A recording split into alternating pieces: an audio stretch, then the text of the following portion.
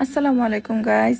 আজকে রান্না করব আমার ছোট্ট বাবুটার জন্য খাসির মজক ভুনা। সে মজক ভুনা খেতে খুবই পছন্দ করে, বাট ঝাল খেতে পারে না, তাই আজকে ঝাল ছাড়াই মজক ভুনা করব। সেজন্য একটা ছোট্ট কড়াইয়ে আমি 1.5 টেবিল চামচ সয়াবিন তেল নিয়ে নিলাম।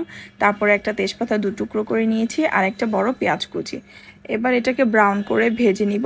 এর মধ্যে দিয়ে দিব 1 টিস্পুন আদা রসুন বাটা, তারপর দিয়ে দিব 1/2 টিস্পুন হলুদের গুঁড়ো, 1/2 টিস্পুন ধনিয়ার গুঁড়ো দিয়ে এটাকে আমি ভালোভাবে ভেজে নিলাম। অল্প একটু পানি দিব যাতে মশলাটা পুড়ে না যায়।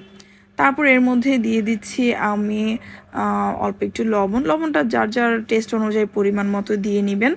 তারপর দিয়ে দিব হচ্ছে 1/2 টিস্পুন গরম মশলার গুঁড়ো আর 1/2 টিস্পুন জিরার গুঁড়ো।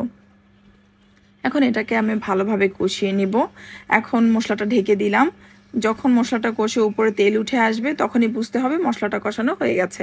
এখন এখানে আমি খাসির 2টো মজক দিয়ে দিলাম। এখানে আমি 2টো মজকই পরিষ্কার করে নিয়েছি। এখন এটাকে আমি বারবারই ঢেকে দিব। ঢেকে এটাকে আসলে সিদ্ধ করব, কষিয়ে নিব, কারণ এটা ভালোভাবে সিদ্ধ হতে হবে। যদিও মজক হতে খুব কম সময় লাগে, কিন্তু তারপরও খুব প্রপারলি এটাকে সিদ্ধ করে নিতে হবে। তারপর এটা যখন হয়ে আসবে এর মধ্যে দিয়ে দিলাম ঝোল কষানো হয়ে গেলে। তারপর এখন এটাকে ঢেকে দিব। ব্যাস, ঝোলটা যখন বলক এসে আস্তে আস্তে কমতে শুরু করবে তখন এখানে আমি দিয়ে দিব ভাজা জিরার গুঁড়ো। এতে ফ্লেভারটা খুব সুন্দর আসবে। এই তো এখন এটা ঢেকে দিব। ঝোল কমে এলেই হয়ে গেল খাসির মজক ভুনা। সবাই ভালো থাকবেন। আল্লাহ হাফেজ।